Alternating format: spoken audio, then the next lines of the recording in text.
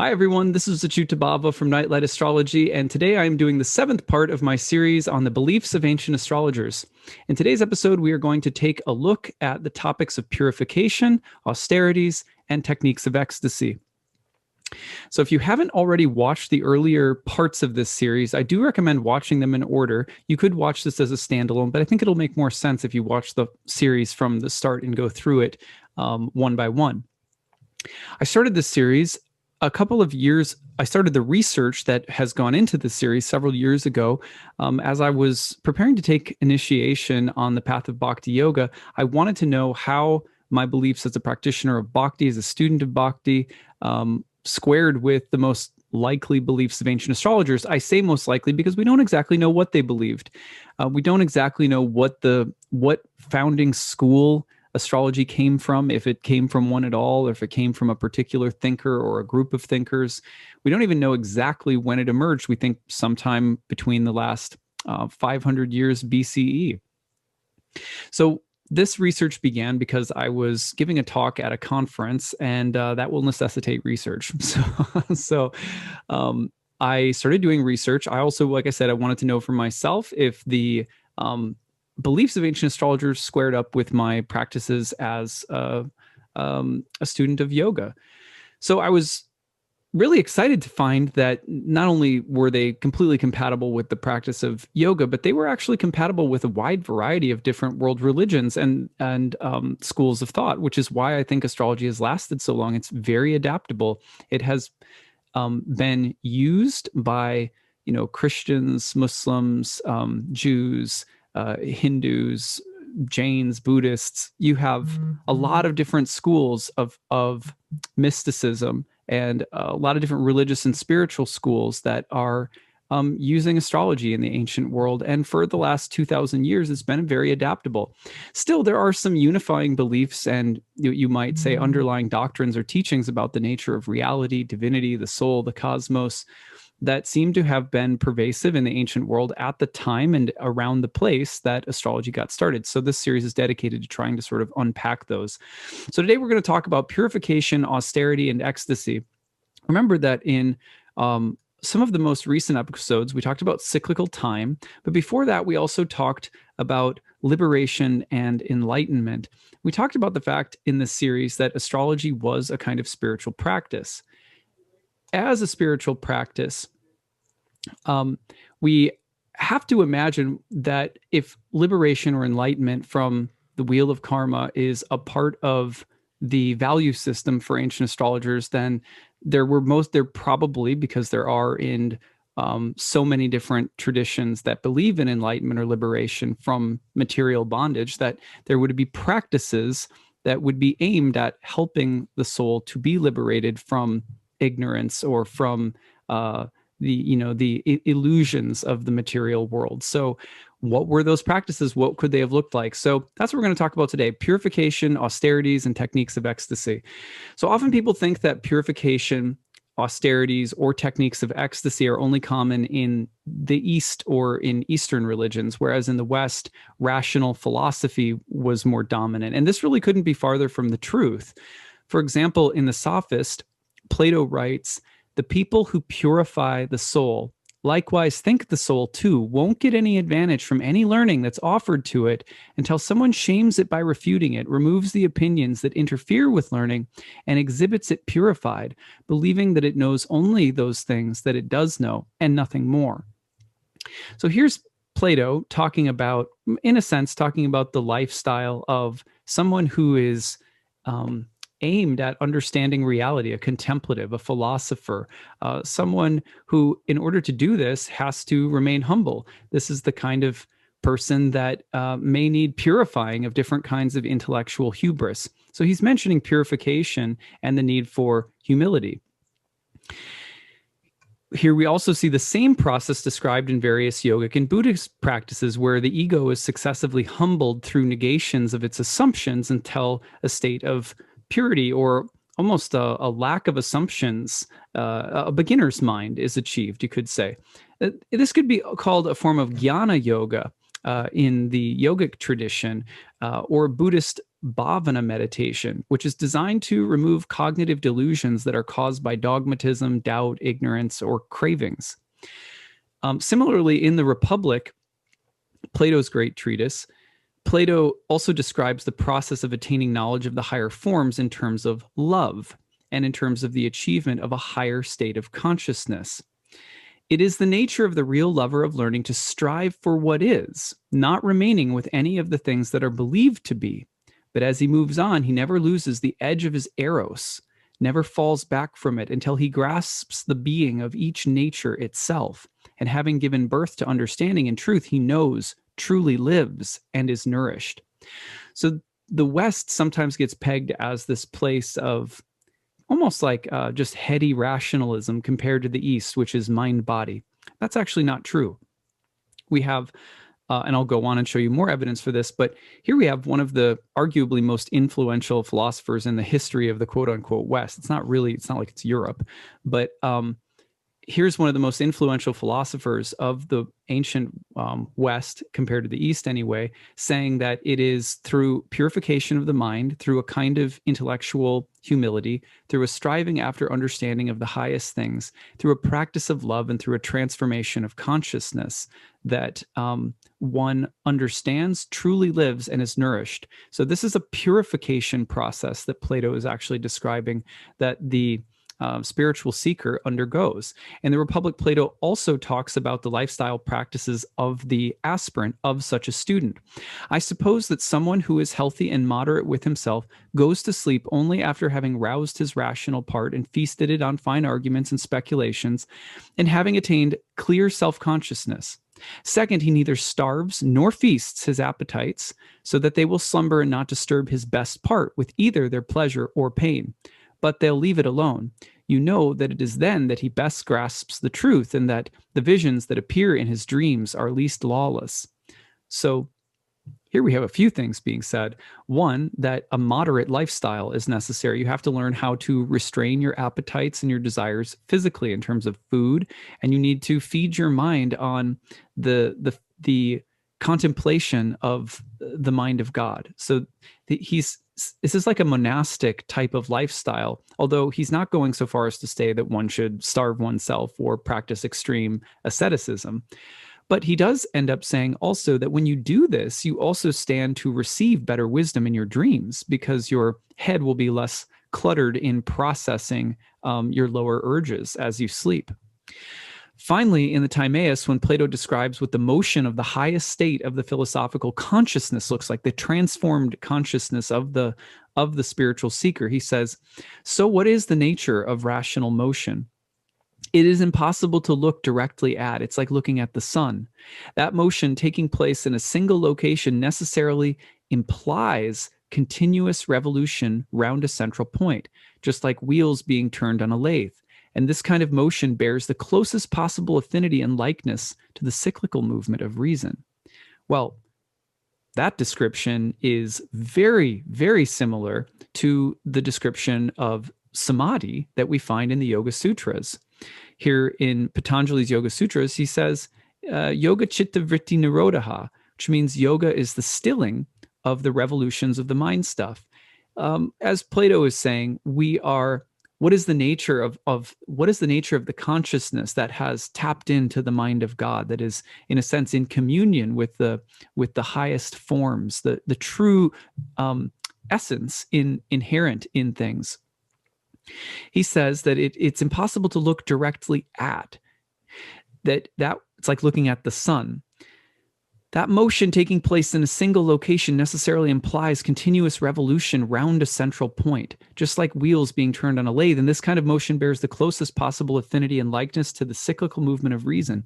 So he's describing almost a place that is still, though moving in a continuous circle simultaneously. And this is very much how yoga is described by Patanjali, that there becomes a kind of absorption in consciousness while the revolutions of the mind continue to turn. And by the way, the word vrit from Yoga Chitta Vritti Nirodha, the word vrit is closely related to the word ritta, or cosmic order again. But we're talking about a more generic word that implies the constant movement or cycling and flux of something. This is interesting because the word vrit is also closely related etymologically to the idea of the revolutions of the sky, the actual revolutions of the stars and planets. So it is very likely that some of these mystics were looking at the sky and all of its constant revolutions as, again, a mirror, very obviously said in many places that this is the case, as a mirror of the constant revolutions and cyclings and fluctuations of the material world. In which case, the contemplative, the mystic, the monk, even the astrologer as a spiritual student is one who is studying those things, because through the contemplation of those cycles, you start to see the eternal, which is like the still point in the center within them or in relation to them.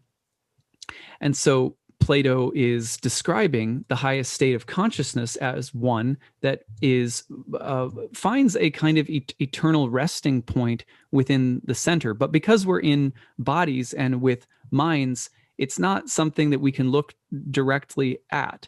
There's a way in which the wheels will keep turning even as we find a connection to the eternal within it. And that's very similar to what is described as the process of samadhi deepens in the Yoga Sutras. So there's definitely some parallel stuff going on here. And this implies, again, that we are talking not just about philosophical, heady stuff in the West compared to mind-body stuff in the East. We are really talking about techniques of ecstasy, meditative, contemplative techniques that alter one's consciousness, that purify one. Well, both Orphic and Jain monks believed in celibacy, took vows of poverty, and only wore white. In particular, Orphic, we know that the Orphics were connected to astrology, and like the Jains, they believed in the practice of celibacy, of retaining your sexual energy, for the sake of purification of the mind and aiding in the process of what we could say is similarly like samadhi, a process of becoming in very close communion with something transcendent or transcendental. And they took vows of poverty. They sort of rejected worldly possessions. They only wore white. There are, of course, many similar standards among many yogic and Buddhist lineages as well. There are also existed, a little bit more intense, self-starvation and self-immolation among the Jains. Socrates willingly took poison in the company of his disciples and friends. Doesn't have to be that extreme, but there are examples, of course, of extreme austerities. Austerities meaning that part of the purification path will mean certain amount of renunciation for periods of time of certain kinds of, it's like, when someone goes on a juice cleanse today to purify, a little bit more intense than that if you're self-immolating, right? Or self-starving.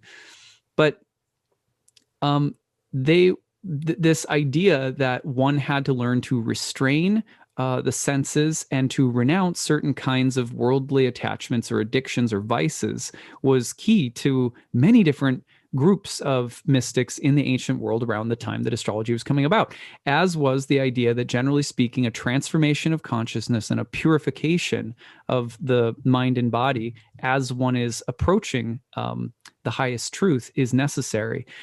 Now, the Orphics were not only ascetic, and this is important, but they also sought an intoxication of enthusiasm from the word entheos, the God within, a union with God, and they were closely related with the Dionysian mysteries.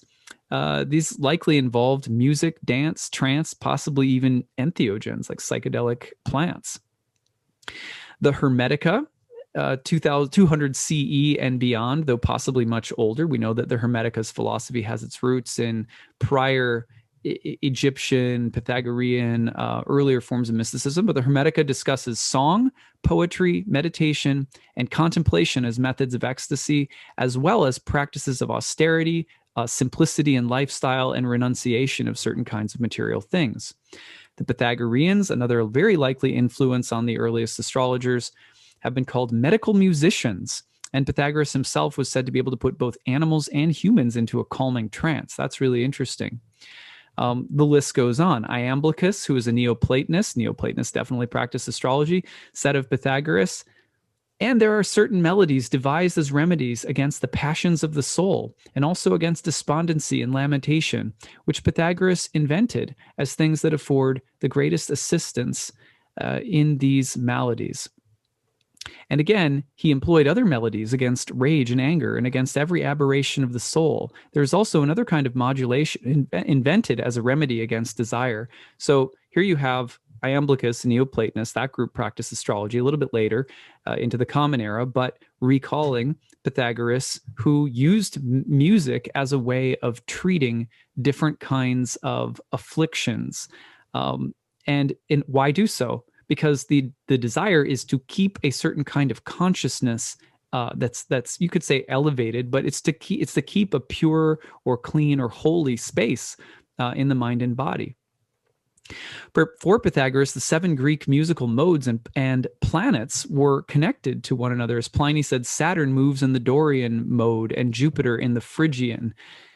Empedocles, this is going all the way back to 700 BCE, wrote, "You must plunge beneath your crowded thoughts and calmly contemplate the higher realities with pure focused attention. If you do this, a state of inspired serenity will remain with you throughout your life, shaping your character and benefiting you in so many ways. But if you direct your attention instead to the trivial things that most people obsess with, the nonsense that dulls the mind, you'll acquire more objects which you will lose." That's a rough quote from Empedocles. I was paraphrasing at the end because I actually lost part of the source text. Anyway, and by the way, if you want a copy of all the sources that I use, the very first video of the series has it listed. So Empedocles talking about plunging our mind into higher realities with pure and focused attention. Now, the Neoplatonist Plotinus, again, practiced astrology, 3rd century BCE, also wrote extensively about meditation and contemplative techniques alongside of astrology.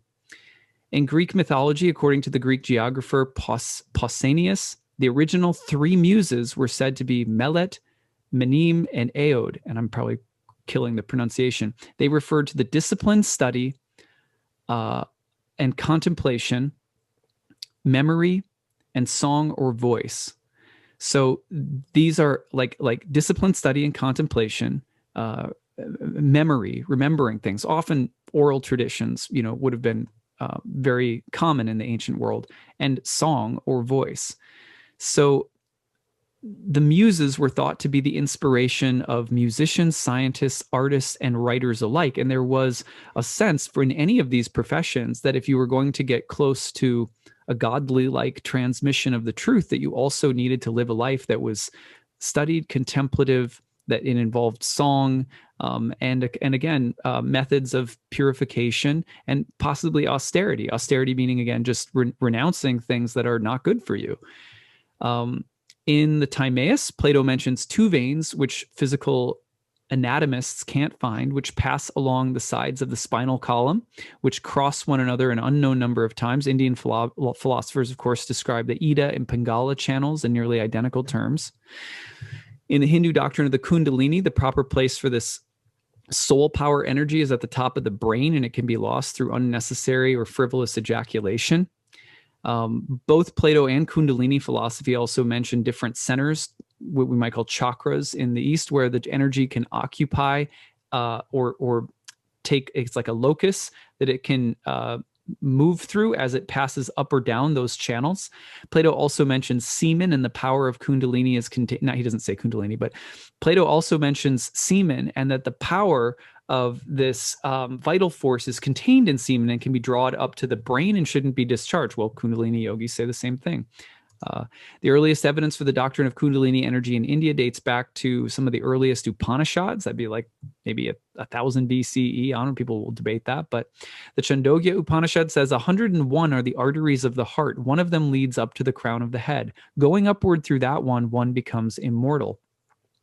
So you have belief that there is energy flowing through the body and that one has to learn how to master it and move it, and that like renouncing things like frivolous or unnecessary sex, for example, or loss of sexual energy would be common. So there you have a form of purification, austerity. And then why? Because also you're trying to reach this sort of serene stage of consciousness, and or you're constantly transforming into higher stages of consciousness. So you have, again, purification, ecstasy, austerity. The belief Plato espouses in the Timaeus, which is also the major text on astrology from Plato, you might say, leads to Sicilian and South Italian schools of medicine, which were connected with the Pythagoreans and Orphic communities in the same areas. They taught that semen comes from the brain and is of the same substance with the spinal marrow, by way of which it travels to the genital organ through spinal channels that Indians call sushumna and Greeks called the holy tube. So again, the Western world was not on such a different page from the Eastern world when it comes to meditation, purification, techniques of ecstasy, raising or altering your consciousness, renouncing things for the sake of purification, etc. Now, that same doctrine, well, let me back up just a second. So this was also taught explicitly by the Crotonese medical school, to which Democedes had returned from the Persian court a century previously. Croton was also the center of the Pythagorean Brotherhood and shared many views with the Pythagoreans. Aristotle wondered who originally taught the doctrine. This is the doctrine of that holy tube. The doctrine can also be traced to Hippo of Samos, 5th century BCE, who is also believed to be a Pythagorean. So there are very likely cross-pollinating practices and ideas in the world from the east to the west, you could say. Now, Diogenes of Apollonia, a pre-Socratic philosopher, had the same view. Heraclitus seems to have taught a doctrine about the retention of semen and control of the vital energy. Aristotle mentions the doctrine. So you have music, dance, trance, entheogens, meditation. You have a contemplative lifestyle that has to be lived in accordance with the most likely groups of people that were either the first astrologers or were some of the most popular earliest astrologers. What can you say? This is not a practice that's really supposed to happen in your life without accompanying spiritual disciplines. And I don't say that to, chastise anyone. It's just, well, what's the final takeaway? Ancient astrologers most likely led a spiritual lifestyle. They were not just practicing astrology in a vacuum for pure idle speculation about the past, present, or future. That they were doing this, as we've said in previous episodes, as a way of understanding or contemplating the soul, awakening the soul from its slumber in the material ignorance and material bondage to like a lower nature. They were doing this in order to perceive or understand higher truth. And although prognostication is a part of the practice of astrology, it most likely would have been understood by its practitioners, who would have been maybe mystics or something like astral priests in a sense. It would have been understood alongside of these other aims and goals. It would have been incorporated in that way. And we see this literally in the texts of some of the ancient astrologers, which I'm going to read in the final episode of this series. Ancient astrologers most likely led a spiritual lifestyle, and they most likely practiced astrology alongside of other spiritual practices aimed at the liberation of the soul. Astrology itself may also have been understood as a form of intellectual spiritual practice, like an intellectual yoga. But what does that mean in terms of what the spiritual purpose of astrology might have been when it came to reading charts? That's a big question. My speculation on this is that, again, if you are coming to an astrologer, it is because you respect that you're not in control of everything, that the will of the gods have something to say about your destiny, and learning what that is will help you to embody virtue, acceptance. It will help you prepare to meet your destiny from the space of being an eternal soul. And that living life from the soul rather than being attached to the ups and downs of fortune is actually what astrology was about. And again, we'll see this in some of the texts I'll bring up in the very last episode. For me, what this really affirmed in me was this feeling that I've never been interested in astrology as a kind of like sort of self-obsessed masturbatory thing where it's just, well, I'm just interested in me. I want to know all about me. I want to know what's going to happen. I want to know when good things are going to happen. I really don't, want bad things to happen. Or, just endless, ridiculous memes. And, some of that's funny. I'm not like a curmudgeon, but yeah, just this kind of pop or purely self-obsessed. So insofar as astrology is participating in that kind of vibe, I really think it's off track with what astrology was and where it comes from, spiritually speaking. That doesn't mean that there was just one school, just one practice. How can we, I don't think we need to go back, 2000 plus years ago and become, ascetic, renounced monks or something. But as someone who has a daily spiritual practice as part of my life as an initiated monk in the Bhakti yoga tradition, I can tell you that my practices as an astrologer are not nearly as good if my mind and body aren't clean. I'm not getting enough, if I'm not getting enough sleep, if I'm not eating right, if I'm not exercising, if I'm not practicing my my mantra meditation every day, if I'm not in prayer, if I'm not reading sacred scriptures. To be really good at astrology, this is just my personal experience, one has to go from it being something that perpetuates the kind of idle gossip and speculation on fleeting things in the world, including our own inner life, which is just as fleeting and just as fleeting as a river, that we have to go from that to a deeper space of finding the soul or the self within, even if we're just inching toward it, as we're practicing astrology. We need some help. We need some accompanying practices. This was probably easily my biggest takeaway from this study. But we have a few more episodes to go. I highly recommend, by the way, that if you are a student of astrology, consider 10 minutes of meditation a day. Consider 10 minutes of mantra meditation. If you go to my YouTube, if you go to my website, you'll find a private Bhakti channel. You can get a free password and access all my Bhakti talks. And I have probably about an hour-long talk on how to use mantra meditation. So if you're looking for something like that, check it out. Think about it. Plato is saying that there's a way in which, though constantly moving around, though we're focused on a sort of central eternality, like the sun, this higher truth and divinity, the soul, that we are always moving around it while we're in a body. And that is very much like the Buddhist practices of circumambulation that you'll often find. I remember I used to go to a Buddhist temple out in Potomac in Maryland, and there'd be people circumambulating a Buddhist shrine. Similarly, in Bhakti, the mala mantra meditation, you go in a big circle around the beads, and then you go back, and then you go back the other way. And circumambulation is a big thing. We need, like the tides coming in and out, washing down the rocks over time, we need practices that are repetitive, that create rhythm in our lives, and that help us to find that center point within the fluctuations. And in a way, mantra meditation is the microcosm of that goal. And so having something like that in your life every day, even a mindful walk, time with a journal, whatever, time in prayer. There's another great book by Eknathaswaran called Passage Meditation or Passage Prayer or something like that. Great book on how to incorporate a daily prayer practice in your life. Love that book.